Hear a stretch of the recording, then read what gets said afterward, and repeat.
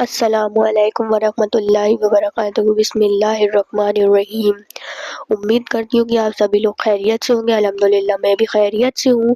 میں آئی ہوں ایک نئی ویڈیو کے ساتھ۔ جب اللہ تہجد میں مانگی دعا پر راضی ہوتا ہے تو تمہیں 3 نشانیاں ظاہر کرتا ہے۔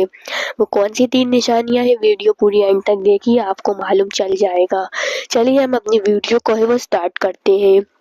تہجد میں مانگی دعاؤں پر اللہ کو راضی ہونے کی 3 نشانیاں۔ اکثر لوگوں کا ایک سوال آتا ہے کہ کیا اللہ واقعی میں تہجد سے معجزے کرتا ہے اور ہم یہ کیسے جان سکتے ہیں کہ اللہ تعالی ہماری تہجد کی مانگی دعاؤں پر راضی ہے یا نہیں؟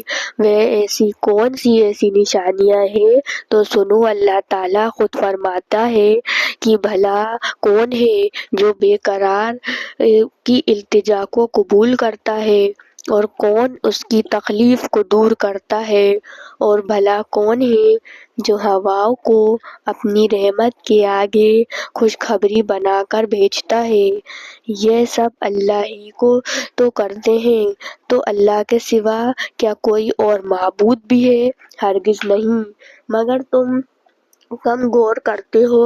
یاد رکھو، خدا کی خدائی کا کارخانہ تو اتنا وسیع و عظیم ہے کہ اس کی ساری وسعت کا تصور تم کبھی جان بھی نہیں سکتے۔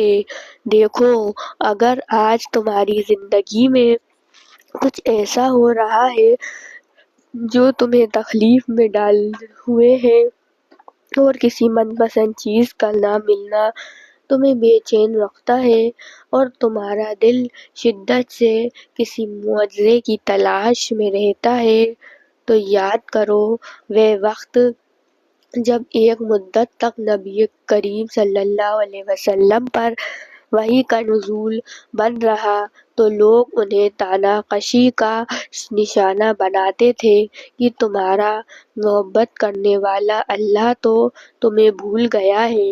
اس وقت آپ صلی اللہ علیہ وسلم پر اس قدر غم کی کیفیت طاری تھی کہ بعض اوقات آپ صلی اللہ علیہ وسلم پہاڑوں کی چوٹیوں پر چڑھ کر شدید غم سے اللہ کو پکارتے تھے۔ تو جانتے ہو، اسی وقت جبرائیل علیہ السلام نمودار ہو کر آپ کو تسلی دیتے ہیں آنے والے بہترین دنوں کی، تو آپ صلی اللہ علیہ وسلم کے دل کو سکون سا آ جاتا اور اس طرح کی کیفیت بھی ختم ہو جاتی تھی۔ تو اگر آج تمہاری زندگی کسی وجہ سے حبس زدہ ہو گئی ہے تو یاد رکھو کہ بہت جلد اللہ وہ باد نسیم بھی چلائے گا جو تمہارے دل کو ہمیشہ کے لیے سکون سے بھر دے گی۔ اور جانتے ہو، قبول دعا کا ایک طریقہ یہ بھی ہے، کبھی کبھی جو تم اللہ سے مانگتے ہو وہ صرف ایک قطرہ ہوتا ہے، یعنی ایک چھوٹی سی چیز جسے تم مانگتے ہو، جبکہ کچھ وقت میں ہی اللہ تعالیٰ تمہارے نصیب میں کوئی خاص چیز، کوئی بڑی حاجت تمہارا مقدر کرنے والا ہوتا ہے، مگر تم سمجھ نہیں پاتے۔ قرآن خود کہتا ہے کہ واقعہ یہ ہے کہ تمہارا رب غیر محسوس تدبیروں سے اپنی مصلحت پورا کرتا ہے، بے شک وہ علیم بھی ہے اور حکیم بھی۔ اور اگر تم یہ چاہتے ہو کہ اللہ تعالیٰ تمہاری تہجد میں مانگی دعاؤں کو قبول کر لے تو اس سے پہلے ان 2 چیزوں کو ضرور جان لو۔ یاد رکھو، اللہ نے تمہارے بڑی مصلحت فرمائی ہے، وہ دراصل یہ ہے کہ تمہیں انتخاب اور اختیار کی آزادی بخشی جائے اور اپنی پسند کے مطابق راہوں پر چلتے رہنے کی قدرت دی جائے، تاکہ جو 2 راستے تمہارے سامنے خیر و شر کے ہیں، جن راہ کو بھی تم اپنے لیے پسند کرو اس پر چل سکو، تاکہ ہر ایک جو بھی کچھ اپنے کوشش کے نتیجے پر ہی پائے۔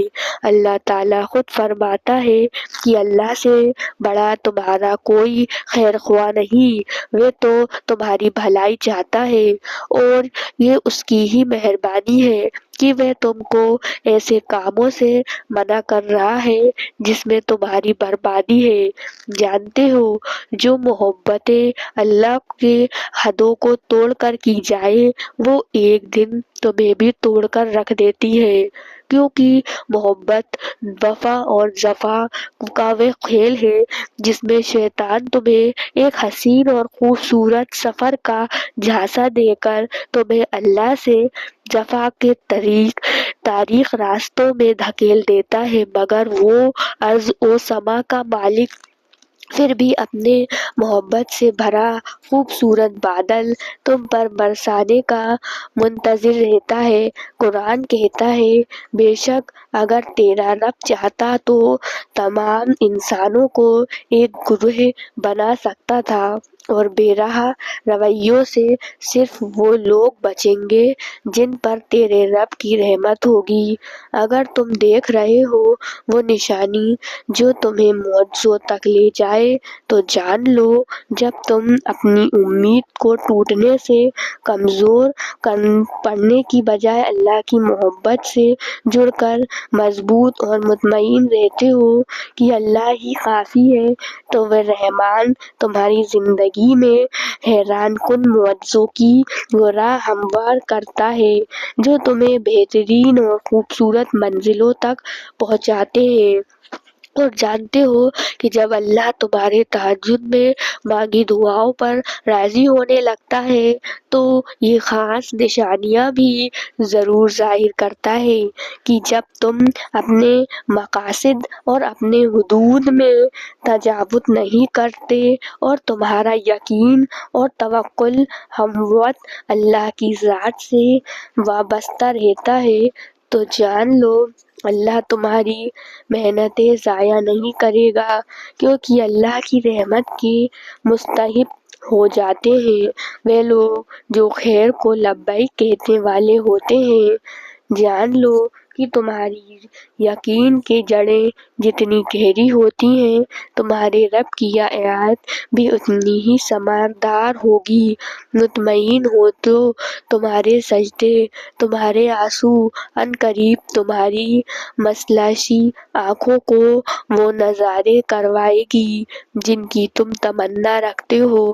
بہت جلد وہ مہربان اپنی رحمت کے تمام اسباب بنا کر اپنی عطاؤں کے خزانے تمہارے قدموں میں ڈھیر کر دے گا، جو تمہاری زندگی کو خوبصورت رنگوں سے بھر دے گا۔ انشاءاللہ میری دعا ہے کہ اللہ آپ کو شان و آباد رکھے، آمین۔ اور آپ اسی طرح نمازوں کی ادائیگی کرتے رہیں، تہجد پڑھیں اور فرض نماز پڑھیں۔ سب سے پہلے ہمارے لیے فرض نماز ہے تو ہمیں سب سے پہلے فرض نماز پڑھنی چاہیے۔ ہم کوشش کریں فرض نماز کی ادائیگی کریں، پانچوں وقت کی نماز ٹائم پر پڑھیں، اور خاص طور سے فجر، جن لوگوں کی فجر کی نماز چھوٹتی ہے تو میں ان سے گزارش کروں گی کہ آپ کوشش کریں فجر کی نماز میں اٹھنے کی اور جلدی سونے کی کوشش کریں۔ 10 بجے 11 بجے تک 10:30 بجے تک سونے کی کوشش کریں، اور جب بھی سوئیں تو سورہ بقرہ کی آخری 2 آیتیں پڑھ کے سوئیں، آیت الکرسی پڑھ کے سوئیں، سونے کی دعا پڑھ کے سوئیں اور وضو کر کے سوئیں۔ یہ چند چیزیں کر کے سوئیں، اور 3 بار سورہ فلق، 3 بار سورہ ناس پڑھ کے سوئیں، اور اسی طرح کی چند دعائیں ان کو پڑھ کے سوئیں، اور اللہ تعالیٰ کو انشاءاللہ آپ کو فجر میں ضرور اٹھا دے گا۔ تو اور فجر سے اگر آپ 20 یا 25 منٹ پہلے اٹھتے ہیں تو اور بھی بہت اچھی بات ہے۔ اگر آپ 20-25 منٹ پہلے اٹھتے ہیں یا آدھے گھنٹے پہلے اٹھتے ہیں تو آپ کو تہجد بھی نصیب ہو جائے گی، اور آپ تہجد گزار بھی بن جائیں گے انشاءاللہ تعالیٰ۔ اللہ چاہے تو کیا کچھ نہیں ہو سکتا، وہ اگر ہمیں اللہ سے مانگنا ہے وہ چیز جو ہمیں چاہیے ہی چاہیے، جس کے لیے ہمیں کوئی نیکسٹ آپشن نہیں ہے، ہمیں وہ چیز چاہیے تو آپ फजर से आधे घंटे पहले उठिए और तहज्जुद की नमाज की अदायगी करिए। चंद दिन करके देखिए, आपके दिल को बहुत सुकून मिलेगा और इंशाअल्लाह ताला आपकी हर जायज़ ज़रूरत, अल्लाह चाहेगा तो हर जायज़ ज़रूरत भी पूरी होगी। तो बस मैं आप लोगों से यही कहूँगी कि नमाज को ना छोड़ें, नमाज की पाबंदी करें और चंद बातें ये कहूँगी, किसी का दिल ना दुखाएं और झूठ ना बोले और गीबत ना करें।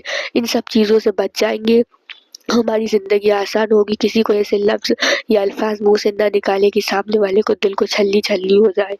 और अपने आप को पर्दे में रखिए। औरतें और आदमी लोग भी अपने निगाहों को नीचे रखें। बस यही चंद बातें मैं आप लोगों से कहूँगी। इंशाअल्लाह आप जो भी तहज्जुद में मांगे, आपकी सारी दुआएं कबूल हो जाए। और साथ में मेरी भी आप लोगों से गुजारिश करूँगी कि जो भी मैं दुआएं करूँ तहज्जुद में और सारी फ़र्ज़ इबादतों में, तो मेरी भी दुआएं कबूल हो।